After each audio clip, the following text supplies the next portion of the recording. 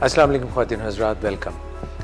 गो के ईद उल अज़हा की आमद है और आज हम जो प्रोग्राम करेंगे उसका ताल्लुक़ ईद उल अज़हा से नहीं है, मगर 1 अगस्त को ईद आ रही है जो बताया गया है। फवाद चौधरी साहब कहते हैं कि नहीं, चाँद बादलों के पीछे था, मगर मौलाना हज़रात जो हैं वो कहते हैं कि नहीं, चाँद उस दिन था ही नहीं। बहरसूरत 1 अगस्त को ईद का पाकिस्तान में इंशाल्लाह मनाई जाएगी ईद उल अज़हा। तो डॉक्टर इम्तियाज़ हसन से रिक्वेस्ट होगी कि जो नेक्स्ट हम थर्सडे का प्रोग्राम करेंगे वो आपकी गोश्त खोरी के मुतालिक करें कि किस तरह से अपने आप को बचा के रखें आप। आज का प्रोग्राम जो है वो बहुत ही अहम है और ये जो प्रोग्राम हम आपके लिए हर जुमेरात को लेके आते हैं, ये डायबिटीज़ पाकिस्तान फेसबुक पेज पे आप देखते हैं, ये डायबिटीज़ पाकिस्तान के यूट्यूब चैनल पे भी देखते हैं और diabetics institute Pakistan 71 jail road Lahore, जहाँ पे डायबिटिक्स इंस्टीट्यूट पाकिस्तान मौजूद है, वहाँ से हम आपके लिए प्रोग्राम करते हैं। डॉक्टर इम्तियाज़ हसन यहीं पर अपनी प्रैक्टिस भी करते हैं और गुज़श्ता 20 साल से ज़्यादा से यहाँ पे बतौर medical director diabetics institute Pakistan में अपनी फ़राइज़ सरअंजाम दे रहे हैं। प्रोग्राम है ज़ियाबीतस के साथ कैसे जिएं। डॉक्टर मोहम्मद इम्तियाज़ हसन से पूछिए, तशरीफ़ रखते हैं। आपकी स्टूडियोज़ में आमद का बहुत शुक्रिया और साथ में हमारे मिस नादिया शेख हैं। आज का प्रोग्राम नाज़रीन इंतहाई अहम और हसास मौजू है और इसके मुतालिक बहुत सी गलतफ़हमियाँ हैं, यानी इंसुलिन का इस्तेमाल।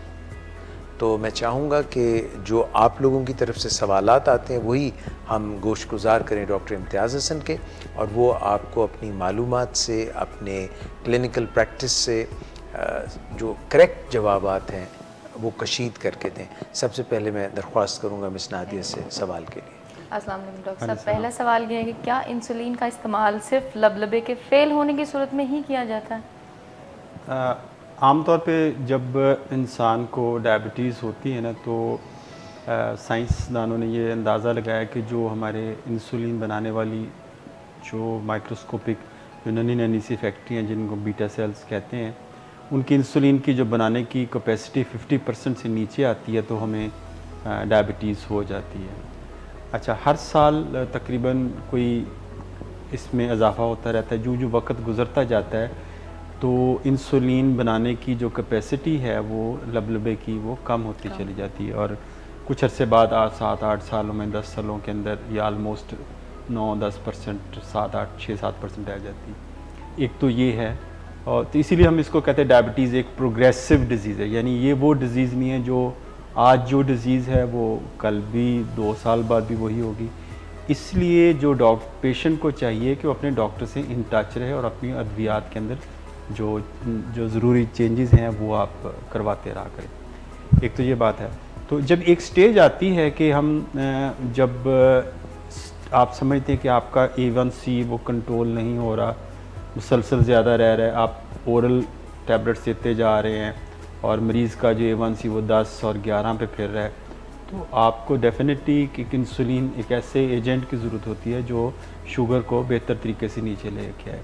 जो हम गोलियां खाते हैं तो वो ज़्यादा से ज़्यादा आपका A1C, मतलब मेटफॉर्म जो ग्लूकोफेज लेते हैं या एमरल या कोई इस तरह के अद्वियात, वो ज़्यादातर 1-2% नीचे A1C को लेकर थी, लेकिन इंसुलिन की जो कैपेसिटी इससे कहीं ज़्यादा है। यानी A1C को बहुत अच्छे तरीके से नीचे लेके आ सकती है। तो इंसुलिन का तो एक तो ये इस्तेमाल है और बाकी जगहों पे भी इस्तेमाल होता है। मसलन खुदा ना खास्ता कोई डायबिटिक पेशेंट है, उसको किसी सर्जरी की ज़रूरत पेश आ गई है तो हमें इंसुलिन पे स्विच करना पड़ेगा, वो सर्जरी के अमल को दौरान भी और कुछ देर बाद भी। कोई खातून हामला हो गई है, प्रेगनेंसी उसको हो गई है और वो गोलियां भी खा रही, तो हम उसको गोलियों को बंद करके हम इंसुलिन पे स्विच करेंगे। एक तो ये। चौथा, खुदा ना खास्ता कोई ऐसी इन्फेक्शन का शिकार हो गया है, जैसे बहुत क्रिटिकल इल हो गया है, जैसे अभी कुछ लोग को कोविड हुआ होगा, कोरोना वगैरह, जो सीवियरली सिक होंगे, तो उनको भी इंसुलिन पे हम स्विच करते हैं ताकि उनकी जो हीलिंग प्रोसेस है वो ज़रा ज़्यादा बेहतर तरीके पे जा सके। तो किसी भी जो इमरजेंसी सिचुएशन है उसके अंदर भी हम ये दे सकते हैं। या कुछ लोग ऐसे होते हैं कि जिनको डायबिटीज़ हुई है, पहला दिन है उनकी शुगर का और उनका A1C बहुत ज़्यादा हाई है, 9% से ज़्यादा है, और उनको यूरिन आता जा रहा है, उनका वेट लूज़ होता जा रहा है। तो बेसिकली उनका जो, उसको हम कहते हैं कि उनका लबलबा है वो बिल्कुल इंसुलिन नहीं बना रहा है, वो टाइप 2। उस स्टेज को हम ग्लूकोटॉक्सिसिटी कहते हैं, यानी ग्लूकोज इतना ज़्यादा हो गया है कि उसने लबलबे के अफ़ाल को मुतासर कर दिया है। तो उसको हम कहते हैं इंसुलिन रेस्क्यू करते हैं। इंसुलिन रेस्क्यू का आप इंसुलिन साथ देते हैं, इंसुलिन ताकि वो लबलबे से जो ग्लूकोज के बैड इफ़ेक्ट्स हैं उसको रिमूव करे और लबलबे की फंक्शन जो जितना भी वो कर रहा है उसको रिस्टोर करें। तो बिल्कुल इसी तरह जैसे अगर आप विंड स्क्रीन, बारिश हो रही बहुत तेज़ी से और उस पर कीचड़ लग गया, तो आप उसके वाइपर चला दें तो उसको, स्क्रीन को साफ करें ताकि सही दिखाई दे। तो ये सादा मिसाल दे रहा हूँ कि ग्लूकोज को उतारने के लिए, ग्लूकोटॉक्सिसिटी को कम करने के लिए हम वक्ती तौर पे इंसुलिन शुरू में इनिशियल स्टेज पे हम शुरू कर देते हैं कुछ लोगों के अंदर, उनको बाद में फिर ओरल पे स्विच किया जा सकता है। तो ये ज़रूरी नहीं है कि हमारी लबलबा फेल हो तो हमें तभी हमने इंसुलिन पे जाना, उससे पहले भी जाया जा सकता है। और बाज़ लोग ये कहते हैं कि शुरू में उन्होंने एक्सपेरिमेंट किया कि अगर आप लबलबे के सेल को चाहते हैं कि ये ज़्यादा उनको ख़राबी ना हो, मतलब वो ना, जैसे मैंने बताया ना हर साल उनके फंक्शन कम होते जाते, तो अगर आप बहुत शुरू में इनिशियल स्टेज पे अगर किसी की डायबिटीज़ को अच्छा कंट्रोल कर लें, ये तजर्बा किया गया था यूके के अंदर, जिसको हम, एक ट्रायल हुआ था जिसको हम UKPDS ट्रायल कहते हैं। ये टाइप 2 डायबिटिक पेशेंट में हुआ था जो न्यूली डायग्नोज थे, जिनको नई नई शुगर हुई थी। उन्होंने पहले दिन से शुगर को बड़ा अच्छा कंट्रोल किया। इवन 23 साल बाद जब इसको ट्रायल को वैल्यूएट किया, जिन लोगों ने बड़ा अच्छा कंट्रोल रखा था शुरू में, उनके जो उसके अंदर कॉम्प्लिकेशन की शरह बहुत कम थी। तो उन्होंने कहा ये इसका मतलब जो हमने शुरू में अच्छा कंट्रोल रखा था वो जिस्म ने याद रखा। इसको मेटाबॉलिक मेमोरी कहते हैं, या इसको एक और कहते हैं ये विरासती इफेक्ट, लेगेसी इफेक्ट है। यानी जो हमने अच्छा कंट्रोल किया था तो उसने अपनी आगे विरासत में 22-23 साल तक भी, या 17-18 साल तक भी उसके असरात अच्छे रहे। यानी जो अच्छा काम शुरू में हमने कर लिया था उसके असरात देर पा हुए, तो वो लोग कॉम्प्लिकेशन से बचे रहते। इसलिए हमें जब हम ट्रीटमेंट को इंटेंसिफाई करते हैं तो हमें डेफिनेटली इंसुलिन का इंतखाब करना पड़ता है। ठीक है डॉक्टर साहब, आप इंसुलिन के इतने फ़ायदे बता रहे हैं, तो इंसुलिन तो टीके की सूरत में लगती है और टीके का बड़ा दर्द होता है और टीके भी कई दफ़ा लगाने पड़ते हैं, तो क्या खाई जा सकती है इंसुलिन? टीके के दर्द से कैसे बचा जा सकता है और ज़्यादा टीकों को बार बार लगाने से कैसे बचा जा सकता है? देखिए, जो इंसुलिन है ना, एक क्योंकि प्रोटीन है, और अगर हम इसकी गोली बनाएंगे प्रोटीन, तो हमारा जो मैदा है उसके अंदर आपको पता है नमक का हाइड्रोक्लोरिक एसिड होता है, तो इस इंसुलिन के स्ट्रक्चर को तबाह कर देता है। यानी वो इंसुलिन जब ओरल अगर को पूरी शीशी भी पी ले तो उसकी शुगर लो नहीं होगी, क्योंकि इंसुलिन वो तेज़ाब से वो ख़त्म हो जाएगी, तो यानी उसका कोई फ़ायदा नहीं है। तो ये एक बहुत बड़ी हर्डल है, क्योंकि इंसुलिन को आप मैदे के ज़रिए नहीं फ़िलहाल ले सकते, अनलेस क्योंकि हम ऐसी टेक्नोलॉजी, जिसमें बहुत सारे रिसर्च लेबॉर्ट्रीज़ में काम भी हो रहा है, जिसमें हम इंसुलिन की जो है ऐसा बनाने की कोशिश की जा रही है कि वो मैदे के तेज़ाब के सरा से उस पर असरात मरतब ना हो।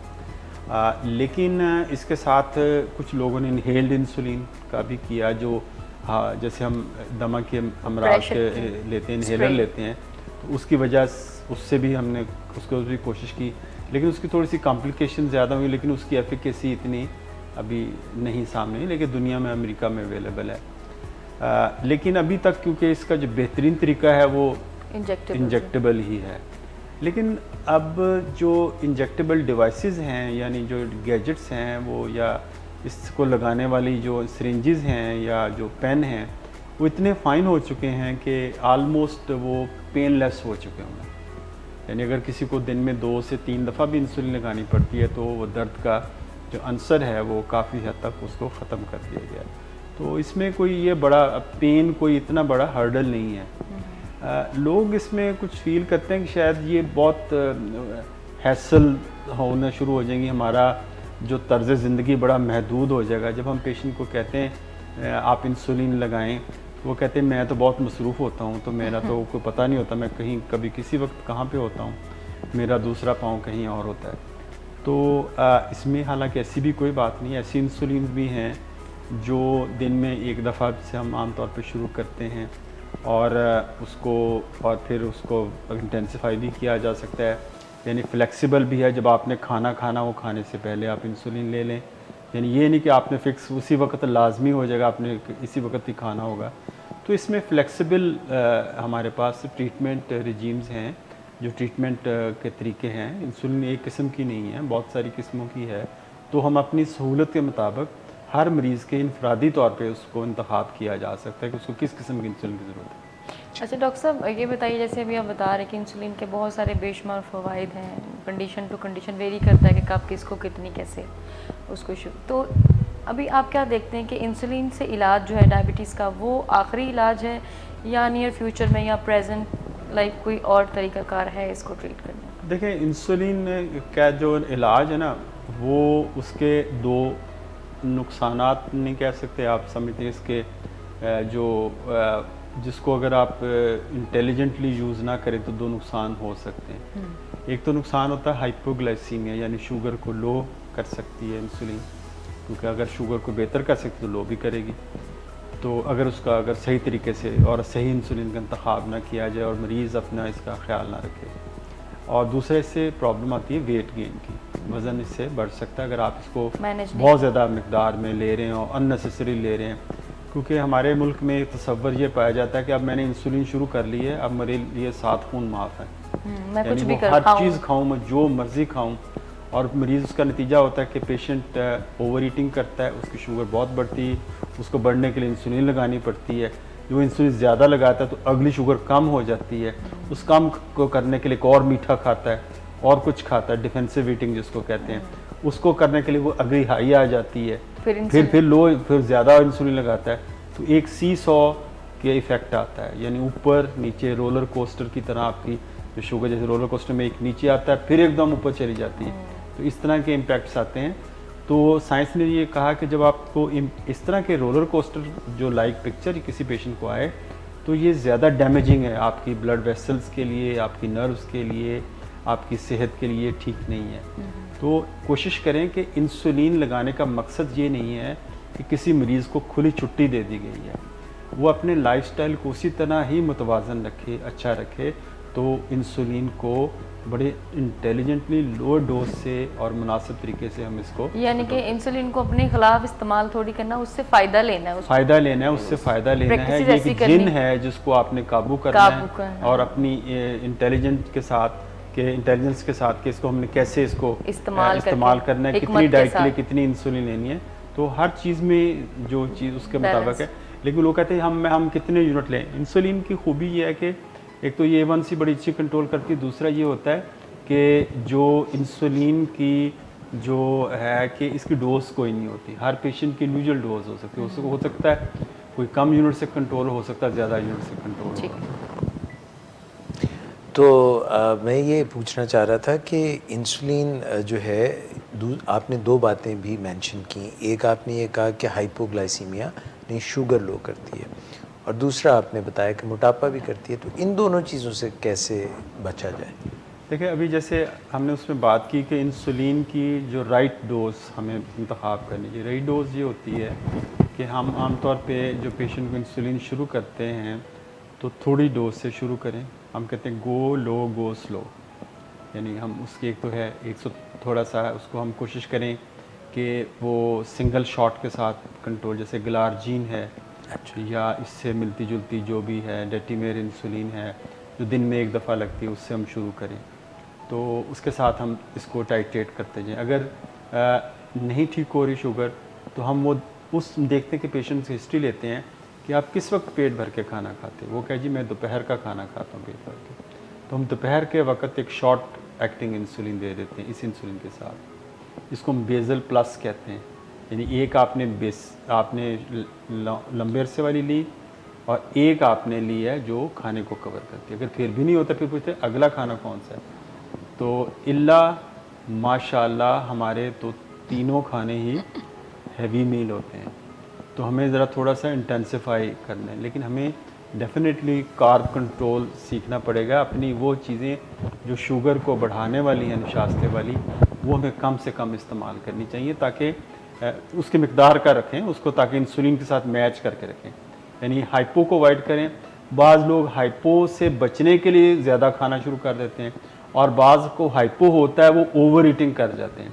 यानी कई मरीज़ ऐसे मैंने देखे हैं जो लो शुगर का इंतज़ार करते हैं और उन्होंने फ्रिज तैयार रखा होता है कि उस फ्रिज में काफ़ी सारे आम और काफ़ी सारी मिठाइयाँ रखी होती हैं कि आज मेरी शुगर लो होनी, आज मैंने वो खाना है, तो उनका मेन्यू इस तरह तरतीब दिया होता है। तो ये जो अप्रोच है ना, ये आपका वज़न भी बढ़ाती है और आपको उस हाइपो जो है उसको रोकने के हम कि आप अपने फ्रीक्वेंट मील को छोटे छोटे हिस्सों में डिवाइड करें।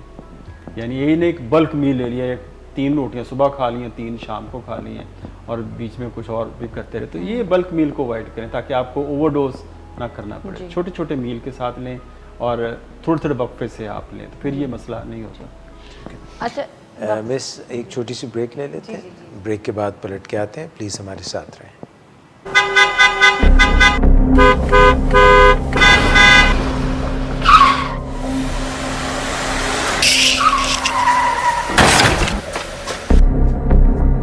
घटिया इंसान, इतनी देर से गेट क्यों खोला? सोए हुए थे तुम क्या? सर मैंने तो मिनट भी बकवास नहीं ना कर तुम मेरे साथ। क्या कर रहे हैं आप? अब्बा जी घर पे हैं, नशे में गालियां दे रहे हैं। खुदारा होश में आए, क्या हो गया आपको? होश में कैसे आऊं? सारा किया धरा इन्हीं का तो है।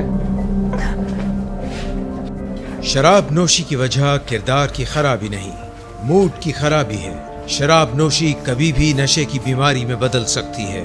नशे की बीमारी हर स्टेज पर काबिले इलाज है।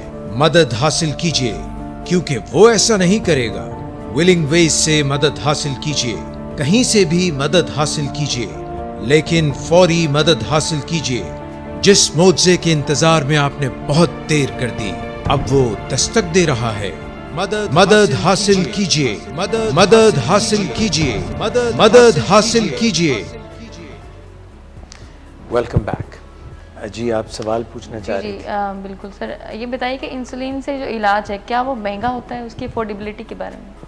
एक बड़ी कॉमन मिथ है कि जी इंसुलिन महंगी पड़ती है, गोलियां सस्ती पड़ती हैं, लेकिन ये देखें कि हम जब गोलियों का इस्तेमाल भरपूर तरीके से कर रहे होते हैं तो वो गोलियों को भी जो उसका जो कॉस्ट अगर देखी जाए तो वो इतनी हो जाती है जितनी इंसुलिन की। तो इंसुलिन की बेसिकली यानी एक बहुत बड़ा स्पेक्ट्रम है, अवेलेबल है। यानी अगर हम अफोर्डेबिलिटी से शुरू करें, जो ह्यूमन इंसुलिन है वो बहुत सस्ती है, यानी काफ़ी अच्छी है, अफोर्डेबल है। यानी अगर आप 600 रुपये की एक वायल लेते हैं, 600 रुपये की दूसरी, 1200 रुपये में तकरीबन आपका महीने की आपका ट्रीटमेंट होता है, इसमें कॉस्ट नहीं है। दूसरा, अगर हम इससे ऊपर जो इंसुलिन की स्टेटस है वो एनालॉग्स हैं। एनालॉग्स कहते हैं कि थोड़ी सी मॉडर्न इंसुलिन भी कहते हैं, लेकिन साइंस में देखा गया कि ह्यूमन इंसुलिन और एनालॉग्स में 19-20 का फ़र्क है, लेकिन हाइपोग्लाइसीमिया एनालॉग से कम होता है। एनालॉग्स की जो प्राइस है वो थोड़ी सी ज़्यादा है। अच्छा, अब एक और जो नई इनोवेशन आई है जो हमें रिसेंटली पाकिस्तान के अंदर भी है, वो है कि उन्होंने GLP-1 एगोनिस्ट, जो हमने कई दफ़ा बात भी की विक्टोज़ा की, उन्होंने एक इंसुलिन के साथ कंबाइन कर दे सिंगल पेन के अंदर, यानी सिंगल पेन के अंदर ये कर दी है। तो उससे कंट्रोल काफ़ी बेहतर है। जो GLP-1 जो विक्टोज़ा वाला एलिमेंट है वो खाने के बाद जो शुगर बढ़ती है उसको कंट्रोल करता है, और साथ उसके साथ एक बेजल इंसुलिन है, डेग्लोडेक जिसको है, तो वो बेजल इंसुलिन का काम करती है। तो एक ही टीके में दोनों काम हो रहे हैं। तो मरीज़ का नंबर ऑफ प्रिक्स बजाय वो 3 से 4 दफ़ा ले रहा है, वो दिन में 1 दफ़ा लेना पड़ता है, लेकिन कोई उसकी कॉस्ट कोई तकरीबन वो वेरी करती है, तकरीबन आपको 12-13 हज़ार रुपये पर मंथ पे जा सकती है उसकी कॉस्ट। लेकिन जो लोग अफोर्ड कर सकते हैं उनके लिए तो, या जिन लोगों की रीएम्बर्समेंट है या जो इंश्योर्ड हैं, तो उनके लिए ये अच्छी चॉइस है, वो उसको ले सकते हैं।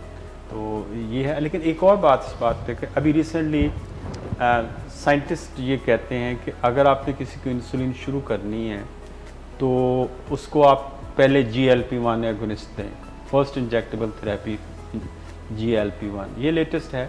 लेकिन क्योंकि हमारे मुल्क के हालात ऐसे नहीं हैं, कि हम GLP-1 क्योंकि महंगा ट्रीटमेंट है, वो उसको हम हर किसी को नहीं दे सकते। वो कितने में पड़ जाता है? वो तकरीबन आपको मैंने 12-13 हज़ार रुपए की बात की थी पर मंथ। वो तो आप फरमा रहे थे ना जो दोनों मिक्स किए। ये हाँ, ये सेम उसी प्राइस में उन्होंने ही लेके आए हैं, उसी विक्टोजा वगैरह की प्राइस में।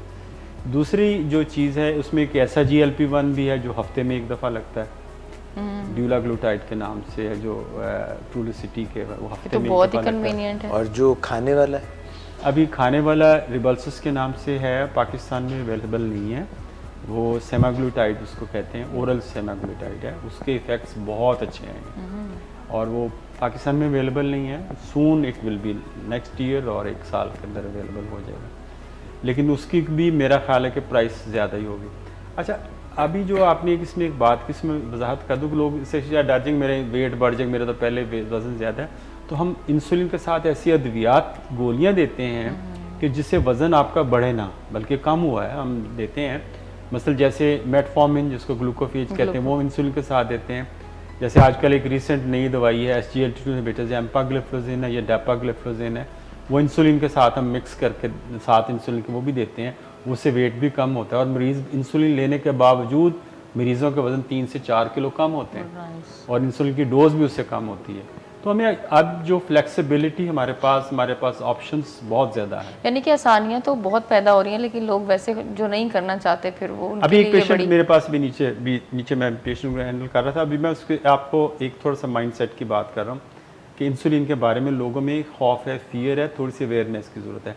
पेशेंट हैं, उनका A1C 9.8, मैं काफ़ी अर्से से उनको कह रहे हैं इंसुलिन पे जाएं, उनके लिपिड्स डिस्टर्ब हैं और उनके जो यूरिन में प्रोटीन जो 30 मिलीग्राम से ज़्यादा नहीं होनी चाहिए, उनकी 2000 से भी ज़्यादा है, यानी कि रीनल डैमेज शुरू हो चुका हुआ है, किडनी का डैमेज शुरू हो गया है। A1C उनकी अंडर कंट्रोल ही, तो मैंने आई इंसिस्टेड कि जी इनको इंसुलिन आप ले लें, आप कल वो कहते नहीं हमें कोई अच्छी सी दवाई लिख के दें, गोली लिख के दें।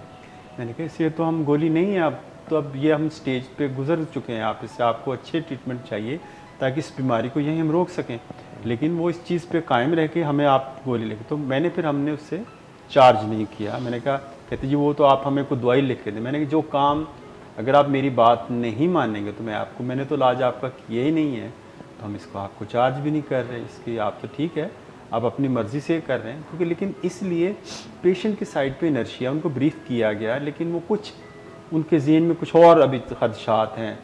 तो मेरे ख्याल है सूनर और लेटर ही विल कम अब विद द आइडिया कि इंसुलिन को शुरू होंगे।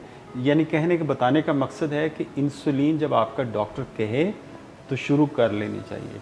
बाज़ लोग इतना तक जाते हैं कि जब मरीज़ आपके पास नया आए तो आपसे कहे भाई ये बड़े अच्छे इलाज हैं, कुछ ज़िंदगी के इस सफ़र में, शुगर के सफ़र में आपको कभी इंसुलिन की ज़रूरत पेश आए तो घबराना नहीं है, तो आप लगाने के लिए ज़हनी तौर पे तैयार रहिएगा। लोग तैयार नहीं होते, वो इसको एक्सीडेंटली लेते हैं कि पता नहीं अब क्या हो जाएगा। इंसुलिन लगना एक शायद एक आखिरी इलाज है, ये गलत बात है। इंसुलिन आखिरी इलाज नहीं है, अच्छा इलाज है। अगर डॉक्टर साहब ये है ना कि इंसुलिन पे जब एक दफ़ा कोई आ जाता है, शुरू कर लेता है, तो फिर उसके जिस्म को इंसुलिन की आदत पड़ जाती है, लत लग जाती है, वो उसके बगैर उसका गुजारा नहीं, नशा सा जैसे इंसुलिन हो जाता है। तो ये सही बात है? ये बहुत सारे पेशेंट आके यही कहते हैं कि ये तो डॉक्टर साहब ये तो फिर कितनी देर लगानी पड़ेगी। मैंने जैसे नशे के टीके लगाते हैं। वो कहते कितनी देर, मैंने कहा जैसे आप तो मैंने कहा आप बताएं कि गोलियां आप कितनी देर खाएंगे, वो कहते वो तो लगातार लेनी पड़ती। मैंने क्योंकि आप गोलियां काम नहीं कर रही, आपको ट्रीटमेंट तो इंसुलिन भी आपको लगातार ही लेनी पड़ेगी। इंसुलिन बहरहाल बेहतर इलाज है, लेना पड़ेगा, ये नशा नहीं है, ये इलाज की किस्म है। देखें इसको ऐसे करें कि देखें हमारा जब हमें शुगर नहीं होती तो हमारा लबलबा इंसुलिन अंदर से बना रहा होता है, यही इंसुलिन बना रहा होता है। तो साइंस ने अपनी तहकीक की बुनियाद पे इंसुलिन की इसी मॉलिक्यूल को कॉपी कर लिया है और उसको लेबॉर्ट्री में बना के आपको हमने इंजेक्शन की फॉर्म में लगा दिया। अगर अंदर बनने वाली इंसुलिन हमें नुकसान नहीं कर रही तो बाहर से बनने वाली हमें कैसे नशा कर सकती है। तो बेसिकली ये रिप्लेसमेंट है। जैसे एक बंदे को, किसी को खून की कमी है, आप उसको मैचिंग ब्लड लगा दें जो उसके ब्लड ग्रुप के साथ मैच करता है, तो ये बिल्कुल इसी तरह है कि अगर जिस चीज़ की कमी है आप उसको रिप्लेस कर दें। अच्छा डॉक्टर साहब एक सवाल मैं सिर्फ पूछना चाह रहा था। पूछ लूँ सवाल। चलिए आप पूछ लीजिए, नहीं आप पूछिए, वो असल में ज़हन से निकल निकल गया। गया ओके, आप याद करिए। अच्छा डॉक्टर साहब, क्या ये पॉसिबल है कि इंसुलिन का मुसलसल इस्तेमाल जिस्म को बर्बाद कर देता है, ख़राब कर देता है? अगर होता है तो कैसे? देखें, ये लोगों में है कि जी मैंने इंसुलिन शुरू की तो मुझे ये प्रॉब्लम हो गया, मेरे खुदा ना खासा गुर्दे फेल हो गए, अल्लाह ना करे कोई टांग पे असर आ गया। बेसिकली हम इंसुलिन लगाने में जो हमने रिसर्च पाकिस्तान में की, उसमें हमें ये पता चला कि आम तौर पे इंसुलिन शुरू करने में लोग 9 साल का अरसा लेते हैं। 9 साल तक वो सोचते रहते हैं कि हम कुछ ट्रीटमेंट बीमारी को के बाद। इंटेंसिफाई। तो आप ये देखें कि जो डायबिटीज़ की बुनियाद, जो डायबिटीज़ के जिस दिन मसला आज जैसे हम कहें कि 23 जुलाई है, जिसको आज डायबिटीज़ हुई है, तो 23 जुलाई 2020 में, तो उसकी बुनियाद शायद 2015 में रखी गई हो इस डायबिटीज़ की। तो 4-5 साल से वो जो प्रॉब्लम पीछे से चला आ रहा है वो डिस्कवर आज हुआ है, उसको 9 साल और, तो 14 साल में बॉडी में काफ़ी डैमेजेस हो चुके होते हैं। तो हमें जितना इसको अर्ली कर सकते हैं लें। इसमें जिस्म बर्बाद उन लोगों का होता है जो almost at the verge of collapse पे होते हैं, यानी किसी बिल्कुल उनका नुकसान होने को हुआ होता है। ये बिल्कुल इसी तरह का खुदा ना खास्ते एक जो जहाँ बल्ब मरीज़ आपके पास वो पड़ा हुआ है और आप उसके पास जाते हैं, आप उसकी नब्ज़ लेते हैं, तो वो क्या आप डॉक्टर साहब ने हाथ लगाया तो वो मर गया मरीज़। तो ये बिल्कुल उसी तरह, तो बिल्कुल उनको कॉम्प्लिकेशन हो चुकी होती हैं, कॉम्प्लिकेशन बल्कि बिगड़ रही होती हैं, तो वो इंसुलिन की तरफ आते हैं। तो वो बदनाम इंसुलिन हो जाती है कि इंसुलिन की वजह से ये हुआ है शायद। बेसिकली आज अगर हम कह दें कि इंसुलिन इंजेक्टेबल नहीं है, इसमें से इंजेक्शन माइनस कर दें, तो सारे लोग लेने के लिए तैयार हैं। तो आई होप कि कभी वो भी देना आ ही जाएगा। लेकिन ये बात याद रखें, अगले साल 2 साल बाद इंसुलिन को दुनिया में आए हुए दरियाफ्त हुए 100 साल हो जाएंगे। तो जिस साइंटिस्ट ने इस इंसुलिन को डिस्कवर किया था, बेंटिंग एंड बेस्ट जो थे, उनको नोबेल प्राइज़ मिला। जन्नत भी होना। इससे पहले जो लोग जिन टाइप 1 जो बच्चे जो डायबिटीज़ हो जाती थी, वो 6 महीने के अंदर वफात पा जाते थे।